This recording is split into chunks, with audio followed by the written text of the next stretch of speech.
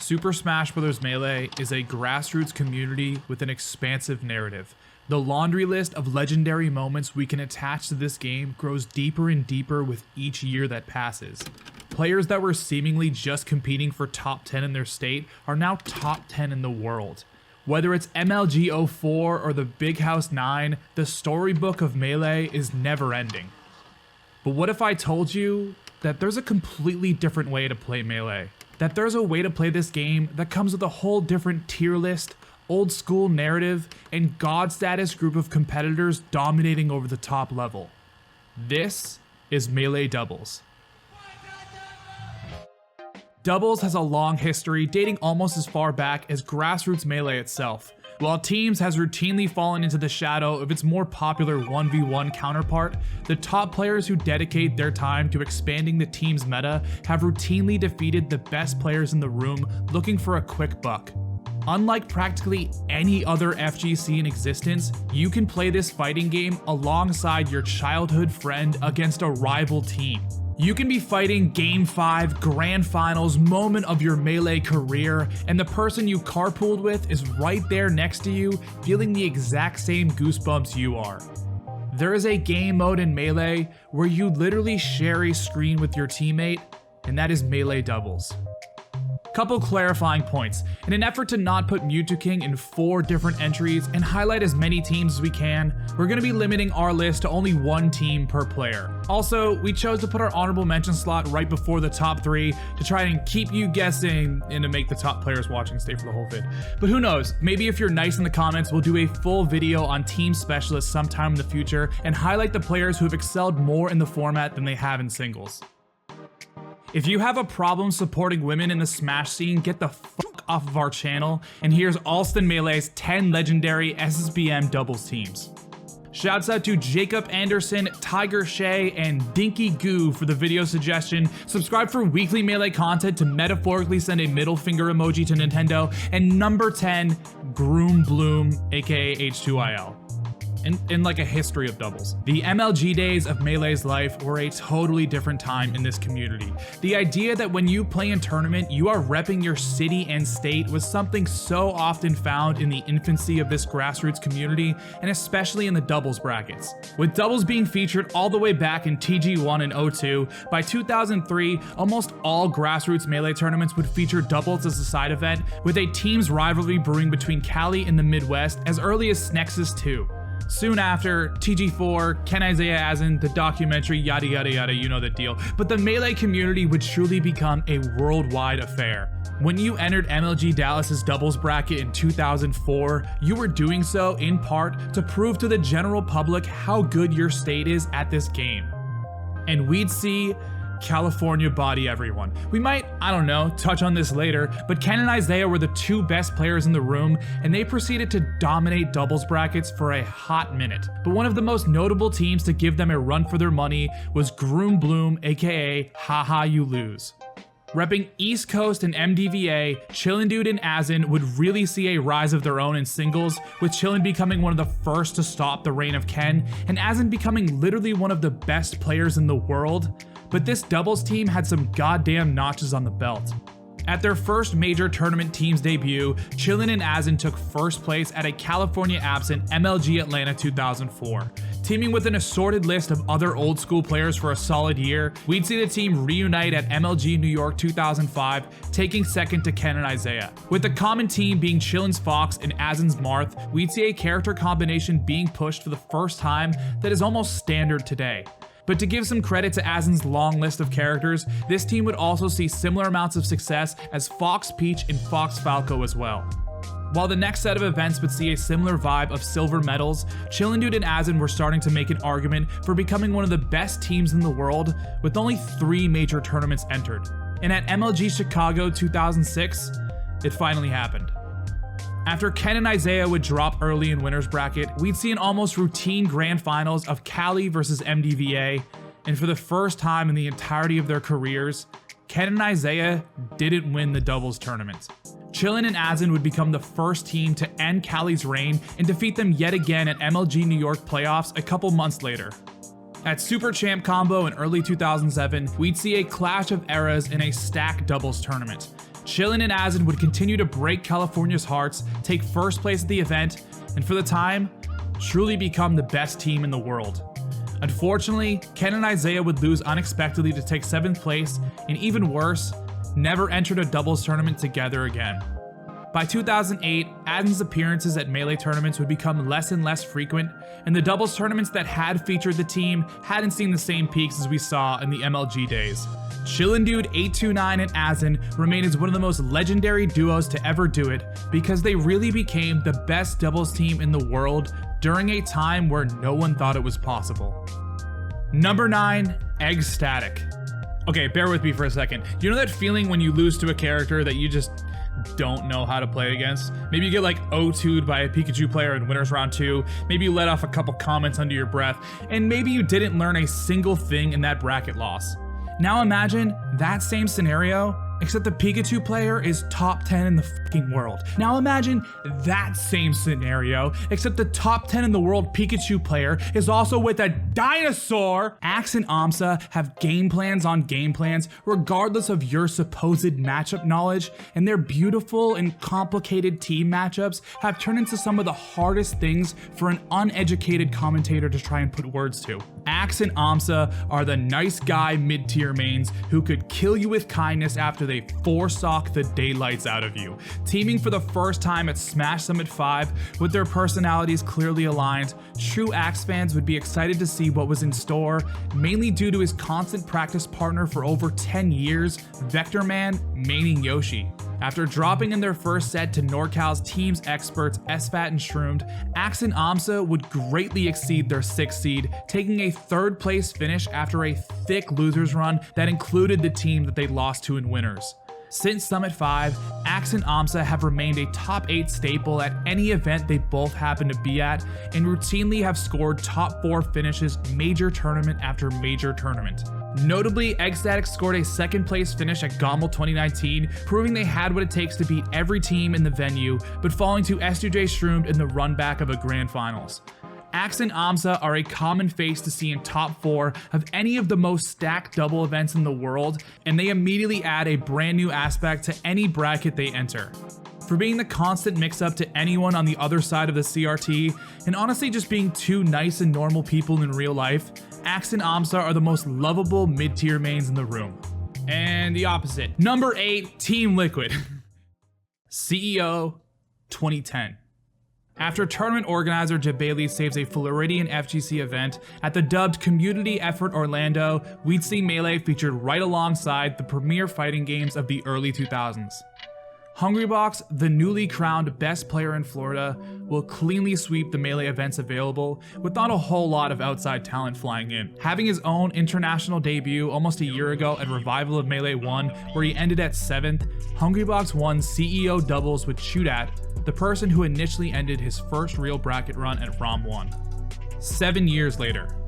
It's 3 months after Chudat got sponsored by Team Liquid, one of the biggest names involved in Melee, and at GTX 2017, Hungrybox would welcome Chu to the squad. After recently bouncing around teams partners and having like a real public breakup with M2K, act like I'm like first started. What? When we first started, remember how special it was? and trying out a static duo with Coach Crunch for a minute, Chudat and Hungrybox teamed together for the first time since CEO 2010. And they did really good. Taking 4th place at the event under the practically set-in-stone top 3, Chudat HBox would go Game 5 with the Lindgren brothers and solidly defeat any of the top 30 dub specialist teams. Showing a character combination practically unseen from anyone besides HBox with Icy's Puff, the game plan was sometimes as simple as it looks. Chudat take the low ground, HBox take the high ground, and then rest literally everything that gets in the way. Eliminating M2K Plup a couple weeks later at Big House 7 and grabbing yet another 4th place, Chudat HBox would soon put their team on the map. At Genesis 5, in an upset-filled bracket with some teams' worst performances, Chudat HBox would make Melee doubles look like a completely different game from what we've seen before and take 2nd place at the stacked event over Teams Legends.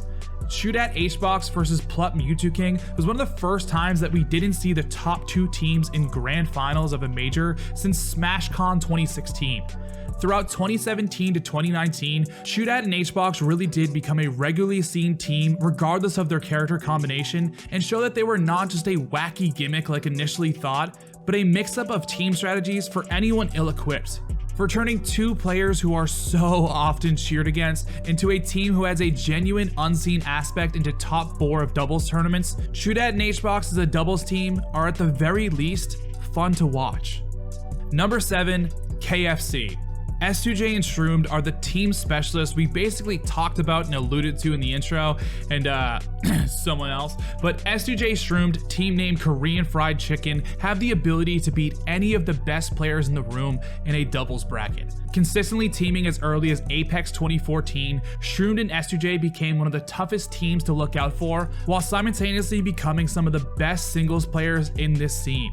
With a 5th place finish at Apex 2014 in a bracket that looks totally foreign today, and consistent top 8 showings to this day, KFC is a team even top players can look up to.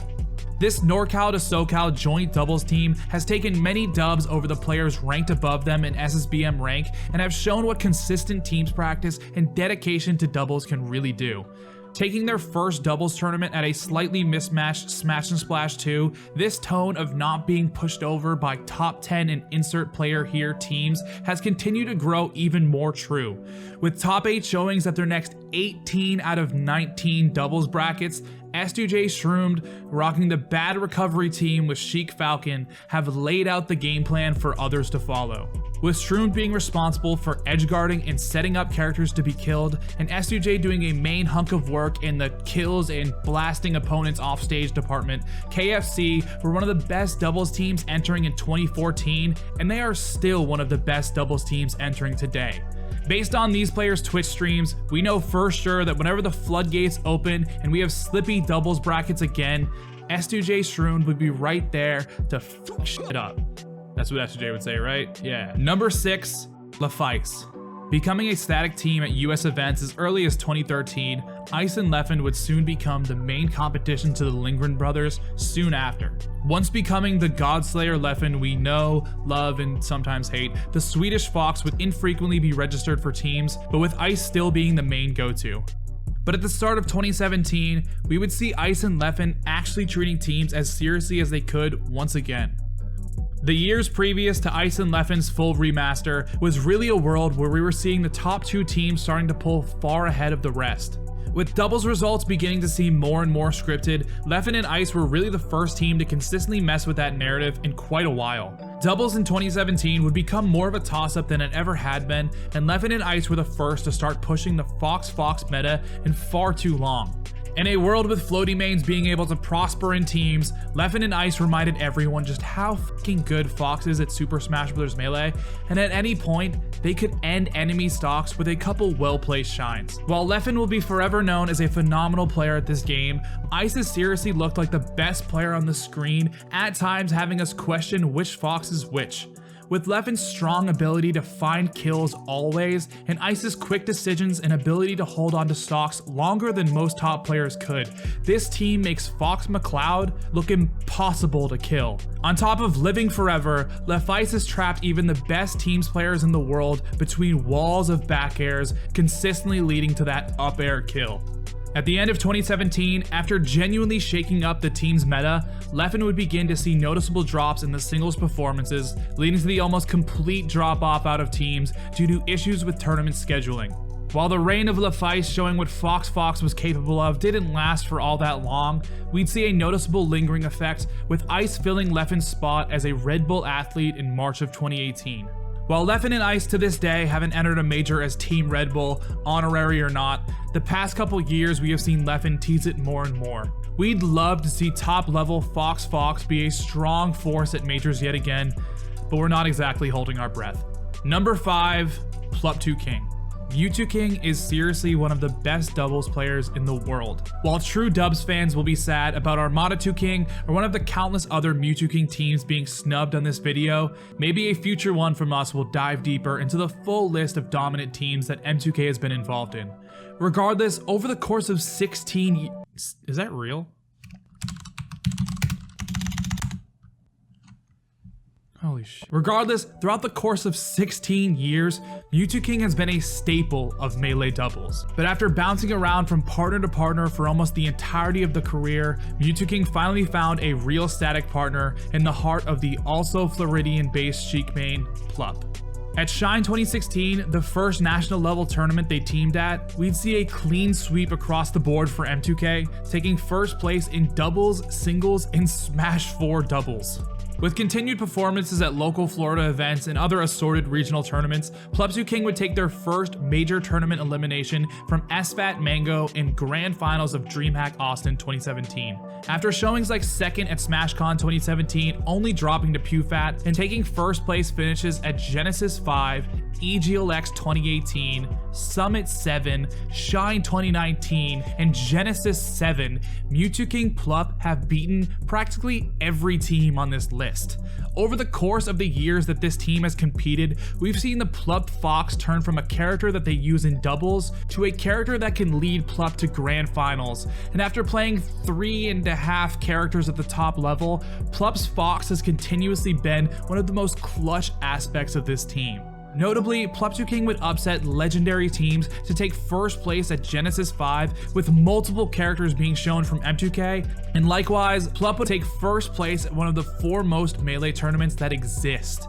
The M2K doubles playstyle that other top players have so often complained about teaming with is something that can benefit this team when Plup is playing hot. The pure flowchart that can happen with this doubles team makes it look as simple as Plup knock them off, M2K kills them every time, but this team really is completely dependent on Plup forcing the interactions and giving Stoop Kid M2K a reason to lead the Stoop. Is that joke too old for the audience? Whatever. Being the first team to break a year long of first place finishes from PewFat in 2019, Plup2King have shown the consistency that many teams lack, and prior to the world totally ending, they were really on track to becoming one of the best doubles teams in the world.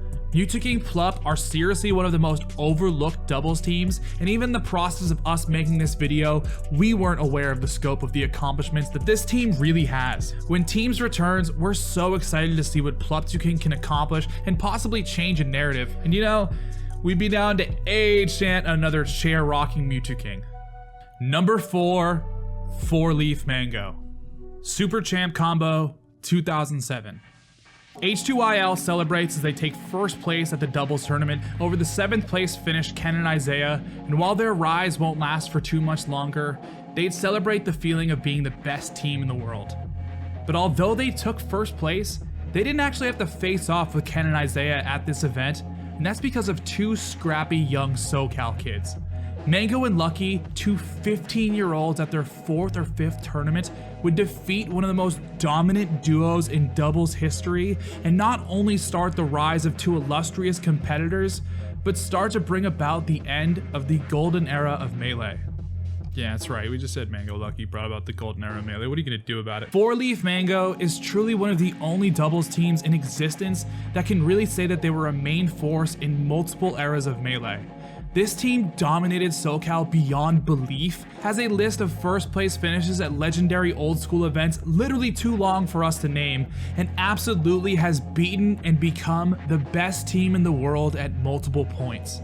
Being childhood friends before the first tournament they entered, to getting the team emblem literally tattooed on Mango's body, will let a Lucky Twitch stream highlight from 2015 really paint this picture of dominance.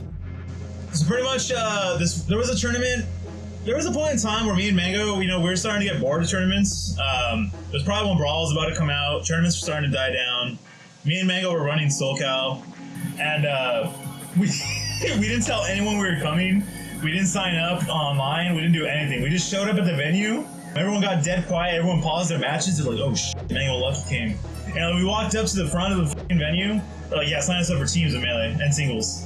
And we're like, cool, we paid, and we just left without saying anything. We're like, yup, you see the fear in those fuckers' eyes? We're gonna fuck them all up today. And we walked across the street to get a hamburger.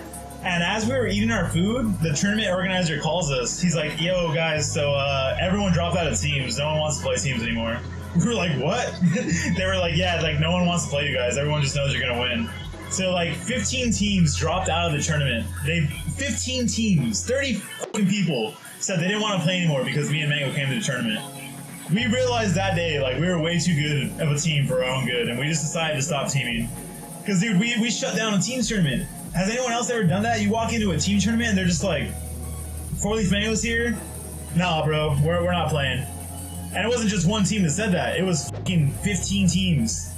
People weren't ready for 4-Leaf Mango, dude. Legends. While 4-Leaf Mango has been somewhat rarely seen since 2017, they reunited in 2020 for Genesis 7, getting a respectable, but not peak, 9th place finish.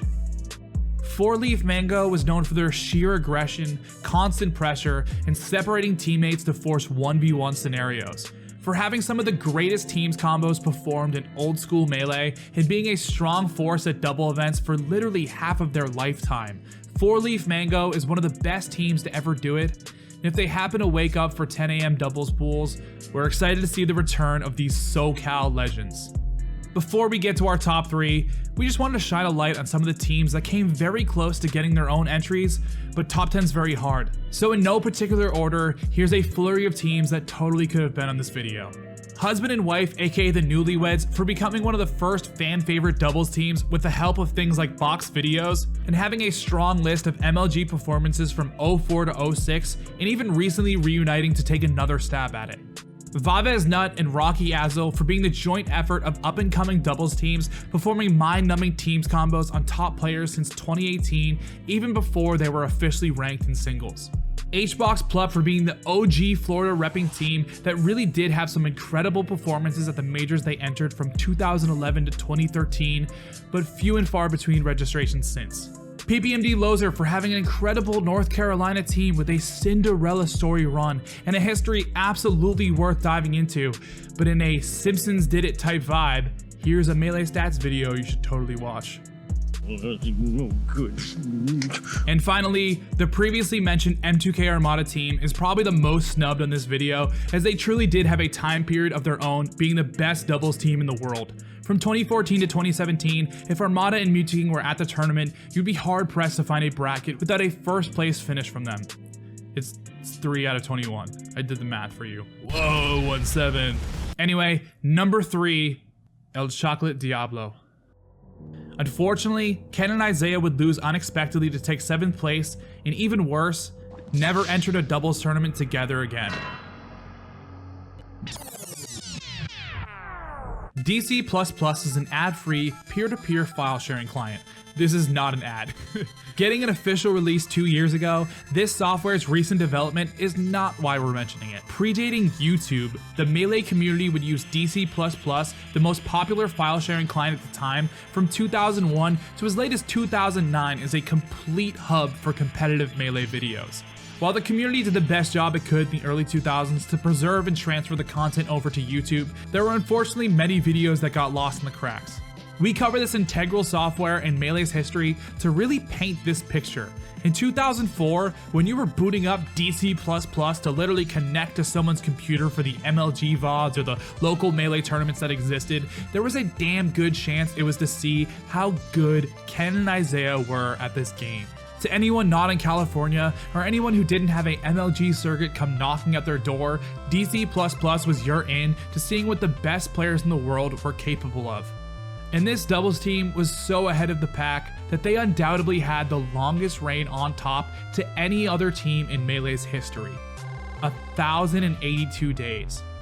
Almost 3 years. From Tournament Go 4 on August 3rd, 2003 to July 20th, 2006, Ken and Isaiah did not lose a doubles tournament. No team to this day has come close to the placements shown from this duo, and over nearly the entire course of MLG's time in this community, Ken and Isaiah took first place at every tournament available.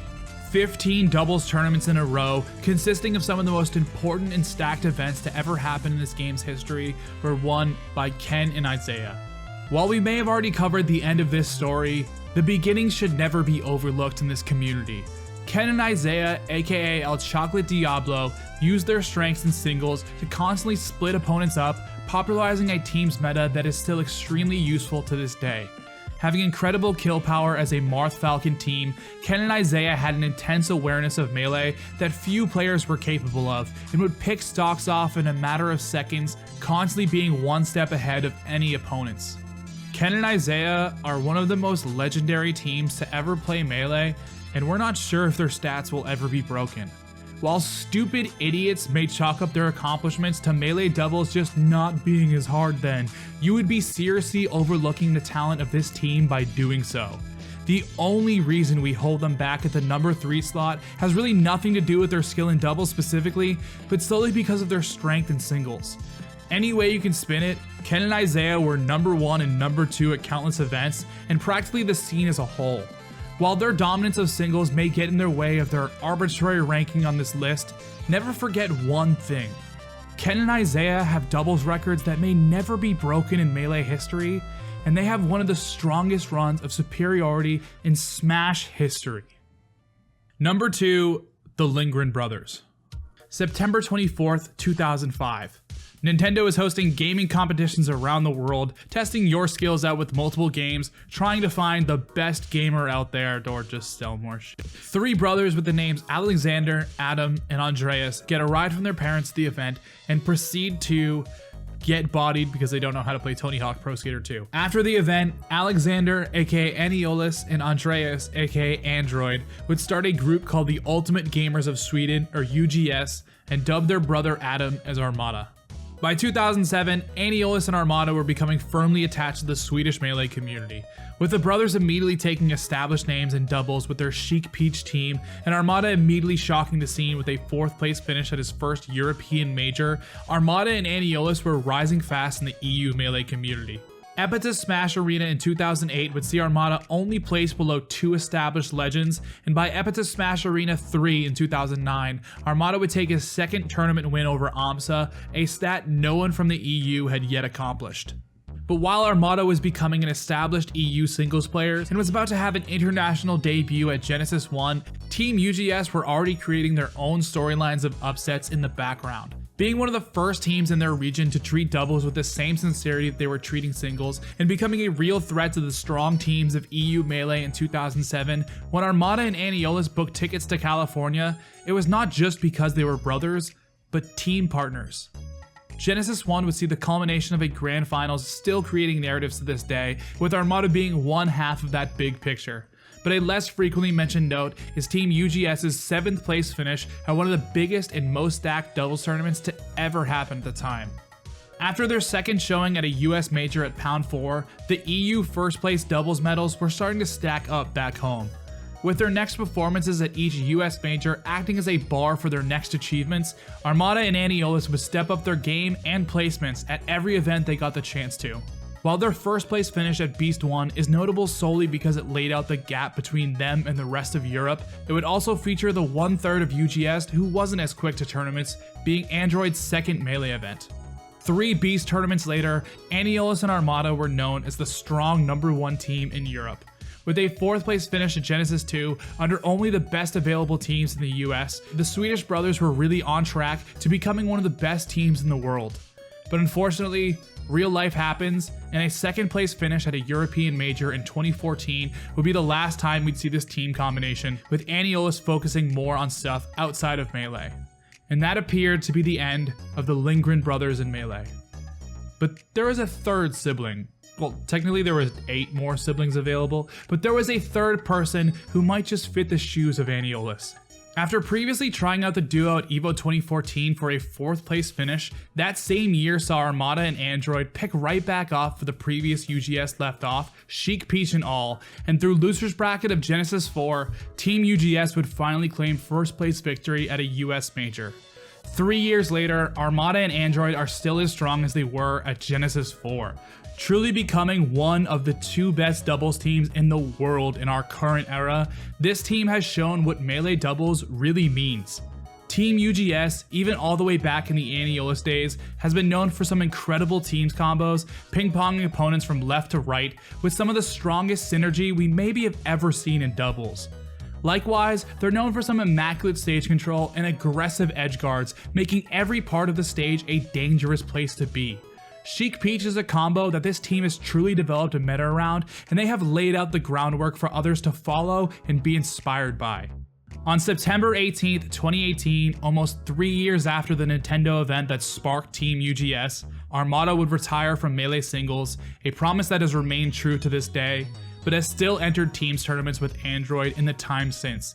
Whether it's Team UGS from 2009 or Team UGS in 2019, the Lindgren brothers have changed what we can expect from Melee doubles time and time again, and their legacy as a doubles team could have a fucking movie centered around it.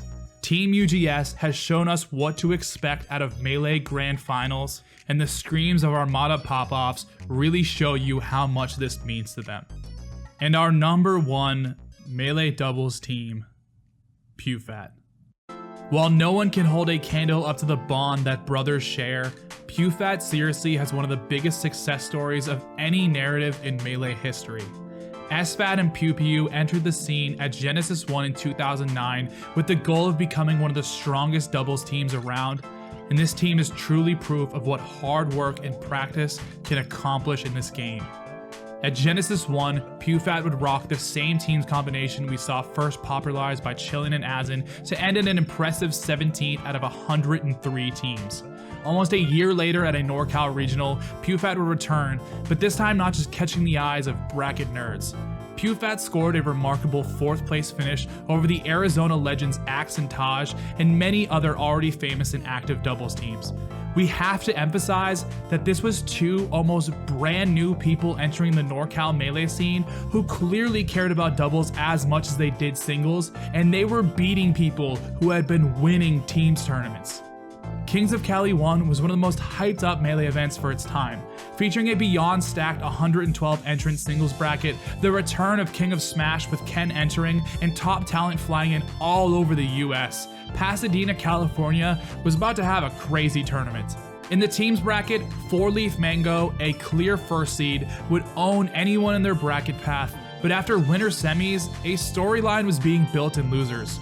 PewFat would take an upset-filled 2nd place at Kings of Cali, only losing to Mango and Lucky, while double eliminating established teams like SUJ and Lovage. By Kings of Cali 2, PewFat would win the event over similarly high-regarded teams, some of whom were decently ranked above them in singles. And honestly, not much has changed since that 1st place finish in 2013.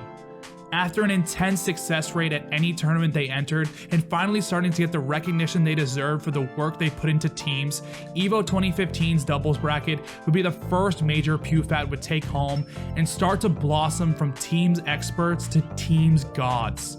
Shortly after their 1st place finish, SFAT would join PewPew on Counter Logic Gaming's Melee team and start the teams era that has major level esports sponsors involved. PewFat is one of the strongest and most consistent teams Melee doubles has to offer, and their incredible amount of 1st place trophies from Melee majors says it all. Since their extremely rare drop at 4th place at Genesis 5, CLG PewFat has been in grand finals of almost every single major tournament since then. At the end of the day, PewFat is one of the most genuine set of players you can look up to in Melee.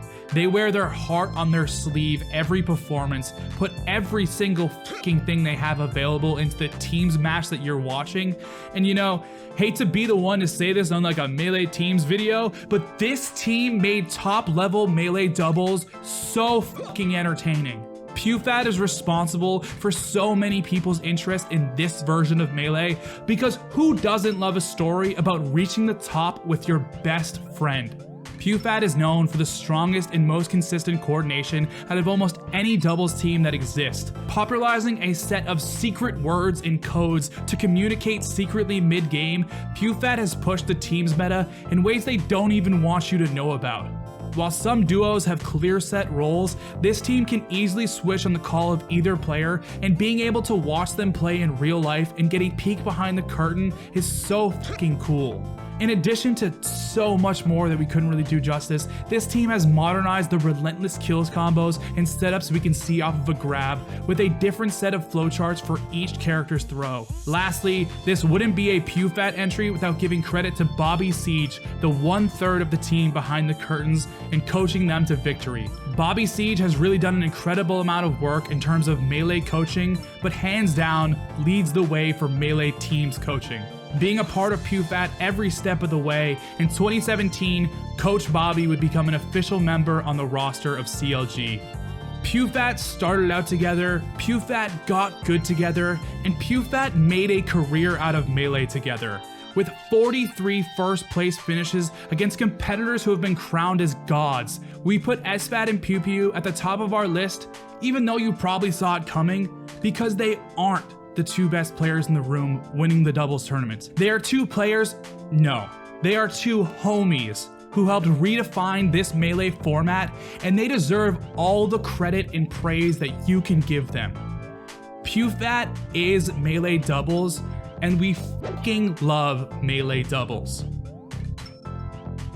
There is no other mode in this game where someone is actively depending on you to do well like Melee doubles. The inputs that you put in with this controller not only affect the rush of endorphins you will feel after the set, but also the person who said yes to your question of do you want to team. The moment of success and the feeling of beating someone good that we have ever so constantly fantasized about on this channel can be experienced in tandem with one of your closest friends in real life. There is no other mode in this game where I have to ask you if I can take one of your lives. We not only share a success story or a bracket loss, we share a pool of lives to pull from, and I feel every self-destructed stock that you do like my own. Melee doubles is a team sport in a 1v1 world, and sometimes it feels fucking good to have a friend on this lonely battlefield. While Melee singles can talk all about gods and godslayers and plups, Melee doubles has a new era of its own. This is a time where not only can we do well together in a teams bracket, but we can get sponsored together and build a name off of each other's. PewFat, Team UGS, 4-Leaf Mango, Egg Static, and the many other previously listed and even more unmentioned have made this so much more than a side event. Doubles is one of the most original and creative game modes that Melee has to offer. And while this version of this game is closer to what was initially imagined by its developer, Super Smash Bros. Melee's teams is one of the most interesting and authentic things to ever happen to this community. Teams, money match anyone? That thing I have to do. Thank you, person big chillin' behind the YouTube video, for watching Allston Melee. If you thought a part of this video was rad or related to our love for this community, do us a solid and share this video. If you want to support Allston Melee the hardest you goddamn can, throw us a couple bones over on patreon.com/AllstonMelee. We create a bunch of behind the scenes stuff specifically for our patrons, but really we can't thank the people scrolling on the screen enough. Allston Melee will continue to be the best goddamn YouTube channel that we can be, but supporting us on Patreon really goes the extra mile. Take care, pals, friends, teammates. Alright, bye.